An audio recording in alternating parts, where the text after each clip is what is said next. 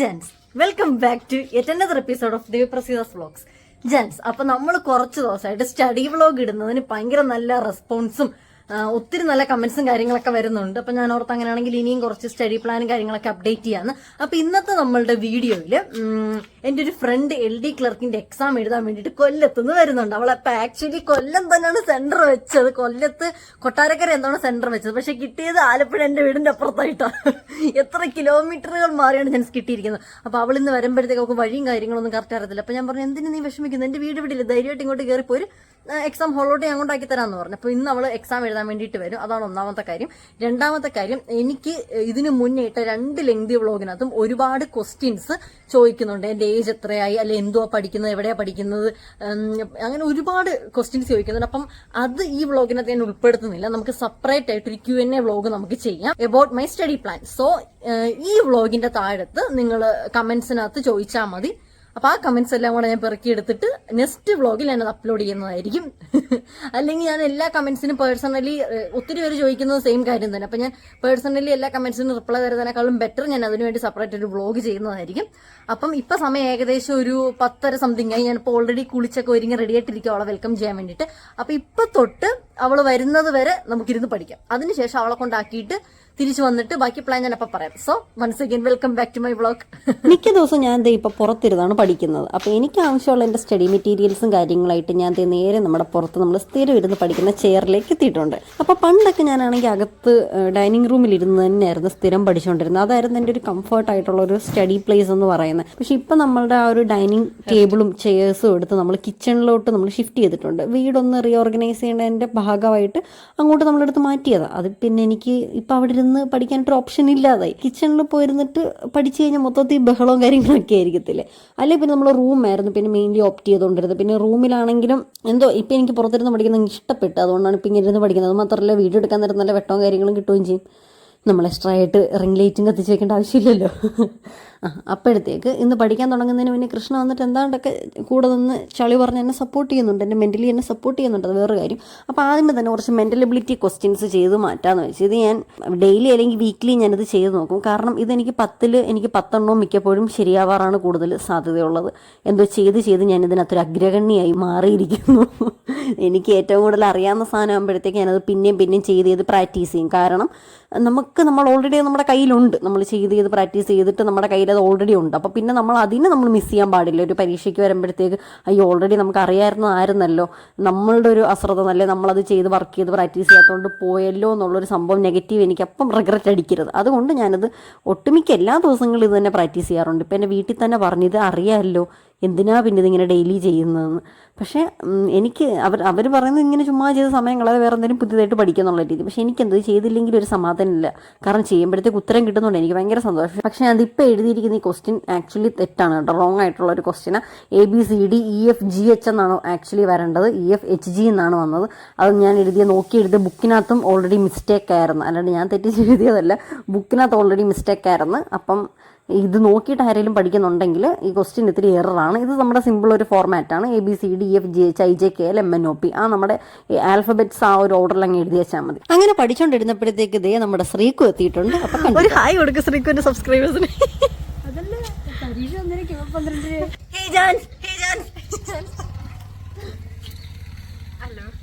ശ്രീക്കുവിന് ഞാൻ ആദ്യമായിട്ട് എൻ്റെ ലൈഫിൽ മീറ്റ് ചെയ്യുന്നത് ട്രിവാൻഡ്രത്ത് വെച്ചിട്ടാണ്. എൻ്റെ ലൈഫിലെ ഒത്തിരി നല്ല നിമിഷത്തിൽ ശ്രീക്കു എൻ്റെ കൂടെ ഉണ്ടായിട്ടുണ്ട്. അപ്പോൾ ശ്രീക്കു എന്ന് പറയുമ്പോൾ തന്നെ എനിക്ക് ഭയങ്കര ഹാപ്പിനെസ്. അപ്പോൾ ശ്രീക്കു ആദ്യമായിട്ടാണ് എൻ്റെ വീട്ടിലൊക്കെ വരുന്നത്. എനിക്ക് ഭയങ്കര സന്തോഷമായിരുന്നു. ഇവിടെ വരുന്നതുകൊണ്ട് ഞാൻ ഭയങ്കര എക്സൈറ്റഡ് ആയിരുന്നു. അമ്മ ശ്രീക്കു വന്നമ്മ. ശ്രീക്കു ഫ്രഷ് കോമഡികൾ ഇറക്കിയിട്ടുണ്ട് വന്നപ്പോ തൊട്ട്. അപ്പൊ ഇന്ന് ആക്ച്വലി ശ്രീക്കുവിന് ഇവിടെ ഒരു പരീക്ഷയുണ്ട്. LD ക്ലർക്കിന്റെ എക്സാം ആണ്. റാങ്ക് ഹോൾഡർ 1 ആണ് നമ്മുടെ വീട്ടിൽ നിൽക്കുന്നത്. അതെ, എക്സാം എഴുതുന്നതിന് എന്നെ റിസൾട്ട് പ്രവചിച്ചിട്ടുണ്ട്. ഇത്രയ്ക്കും എന്താണ് പറയാനുള്ളത്? ടെൻഷൻ ഉണ്ടോ? Do you have any tension? Something like that. നിന്റെ അമ്മയും കാണത്തില്ലേ വീഡിയോ? അപ്പം ആലപ്പുഴയാണ് സെന്റർ വെച്ചത്. കൊല്ലമാണ് നമ്മൾ ആക്ച്വലി വെച്ചത്, പക്ഷെ കിട്ടിയത് ആലപ്പുഴയാണ്. ഞാൻ ആലപ്പുഴയാണ് വെച്ചിരിക്കുന്നത്. അപ്പൊ എനിക്ക് കിട്ടുന്നത് പാലക്കാട് വയനാട് വല്ലായിരിക്കും. അപ്പൊ അമ്മ ഫുഡ് എടുക്കുക കഴിക്കാൻ വേണ്ടിട്ട്. അപ്പം അയ്യോ ഫുഡ് വേണ്ട, പാവം ഡയറ്റാ. അപ്പൊ നമുക്ക് ശ്രീകുവിനെ കൊണ്ട് പരീക്ഷ നടക്കുന്ന സ്കൂളിൽ ഡ്രോപ്പ് ചെയ്യാം. കാരണം വഴി അറിയത്തില്ല, ഇനി വഴി തെറ്റി പോകരുതല്ലോ. അതല്ല മറ്റേ ഇങ്ങനെ വരുന്ന വഴിക്ക് വഴി മിസ്റ്റേക്ക് ആയി പോകരുത്. അപ്പൊ അതുകൊണ്ട് ഞാൻ പറഞ്ഞു ഇങ്ങോട്ട് വരാൻ പറഞ്ഞു. എന്റെ വീട്ടിൽ നിന്ന് ഒരു 2 കിലോമീറ്റേഴ്സേ ഉള്ളൂ. എനിക്കും വഴി അറിയത്തില്ല, നമുക്ക് മാപ്പ് നോക്കിപ്പോ. ഞാൻ ശ്രീകു ടൈമർ ഇട്ട് കഴിക്കുക. കാരണം നമുക്ക് പരീക്ഷ തീരുന്നതിനോട് എത്തിയാലല്ലേ എഴുതാൻ പറ്റത്തുള്ളൂ. നിറയെ കയറരുത്. അച്ഛ ഇതാ ശ്രീകുട്ടി. ശ്രീകു നീങ്ങിരുന്നു. ഹോൾ ടിക്കറ്റ് ഒക്കെ എടുത്തിട്ടുണ്ടല്ലോ. നല്ല അടിപൊളിയായിട്ട് പഠിക്കും, നല്ല അടിപൊളി അംബീഷ്യസ് ആയിട്ടുള്ള ഒരു കുട്ടിയാണ് ശ്രീകുട്ടി എന്ന് പറയുന്നത്. ട്രിവാൻഡ്രത്ത് എൻ്റെ ഒരു ഹോസ്റ്റൽ കാലഘട്ടം കളർഫുൾ, അതൊരു ഹാപ്പി ഹോളിയാക്കി തന്നെ മാറ്റിയത് ശ്രീക്കുമായിരുന്നു. മെയിൻലി ഞാൻ എന്ത് ചളി പറഞ്ഞാലും കണ്ണടച്ചിരുന്ന് ചിരിക്കും ജെൻസ്. ഇതേപോലെ ചിരിക്കുന്ന ഇത്രയും എന്നെ ചളിക്ക് സപ്പോർട്ട് ചെയ്ത വേറൊരു ഒരു ചിരി പാർട്ട്ണർ എനിക്കില്ല. അത്രയും എനിക്കറിയത്തില്ല ഇവിടെ എന്തെങ്കിലും ഇങ്ങനെ ഇരുന്ന് ചിരിക്കുന്നത്. ഞാൻ എന്ത് പറഞ്ഞാലും അവൾ ചിരിക്കും. ഞാൻ ഇനി ഒന്നും മിണ്ടിയിലും ചിരിച്ചുകൊണ്ടിരിക്കും. അങ്ങനെ നമ്മുടെ ഓരോ പഴയ കോമഡികളൊക്കെ പറഞ്ഞത്, നമ്മൾ ഓരോ കാര്യങ്ങളൊക്കെ ഇങ്ങനെ സംസാരിച്ചുകൊണ്ട് നമ്മൾ അങ്ങോട്ട് എക്സാം നടക്കുന്ന ഹോളിലേക്ക് പോവുകയാണ്. അപ്പോൾ 10 മണിക്കാ വീട്ടിൽ നിന്ന് 8 മണിക്കാണല്ലോ ഇറങ്ങിയത്. 8:30 ഇറങ്ങി കരുനാപ്പള്ളി വന്നു. അതൊരു 9:30. നിനക്ക് കരുനാപ്പള്ളി എത്തിക്കഴിഞ്ഞ വീട്ടിലോട്ട് എത്ര നേരം എടുക്കും? ഒരു 45 മിനിറ്റ് അത്രേ ഉള്ള. അതങ്ങനെയാണ് എളുപ്പം. അതാ ബസ്സിൽ പോകുന്നതാണ് എളുപ്പം എപ്പോഴും. കരുനാപ്പള്ളി ചെന്ന് ബസ് ഇറങ്ങിയിട്ട് 45 മിനിറ്റ്. ട്രെയിൻ ഇറങ്ങുന്നെങ്കിൽ അതല്ല, കരുനാപ്പള്ളി ബസ് സ്റ്റാൻഡില്ലേ, അവിടുന്ന് 45 മിനിറ്റ് വീട്ടിലേക്ക്. അച്ഛൻ ഇത്തിരി AC ഓഫ് ചെയ്യോ? അപ്പൊ സ്ത്രീക്കുട്ടൻ ഇല്ലാത്തതുകൊണ്ട് 5:50 ഒരു ട്രെയിനുണ്ട്. അതൊരു 6:50 ആകുമ്പോ പരീക്ഷ 3:30.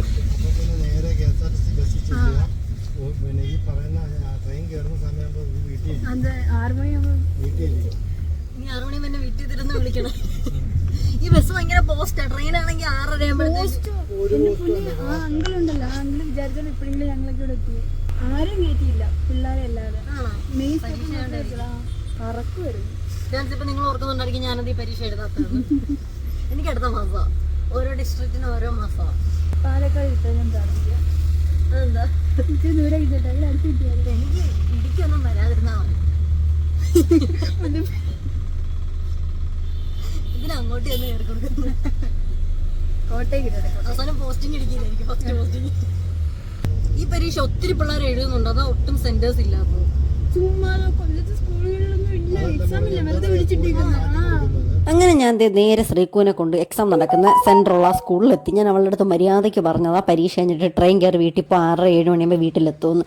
ഇല്ലില്ല, KSRTC മതി, KSRTC ഉയരെന്നും പറഞ്ഞ് കയറിപ്പോയത്. അവസാനം വീട്ടിൽ എത്തിയപ്പോൾ 9 മണിയായി. പറയുമ്പോൾ തന്നെ ചിരി വരുന്നത് ജെൻസ്.